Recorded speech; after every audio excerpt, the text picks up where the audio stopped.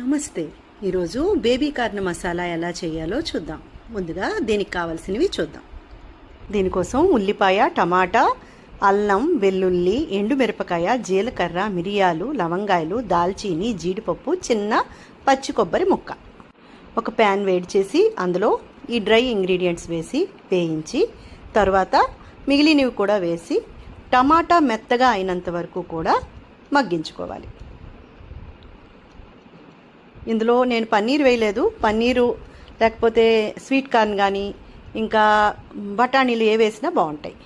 కడాయిలో మళ్ళీ బటర్ వేడి చేసి చిన్నగా కట్ చేసుకున్న బేబీ కార్న్ కూడా వేసి వేయించాలి. తర్వాత ఆయిల్ ఇంకా బటర్లో సోంఫ్, తేజ్పత్తాకు, పచ్చిమిరపకాయ, ఉల్లిపాయలు వేసి వేగాక ఈ పై పేస్ట్ వేసి ఆయిల్ తేలినంత వరకు వేయించుకొని బేబీ కార్న్ వేసి మూత పెట్టి 5 నిమిషాలు మగ్గించుకోవాలి.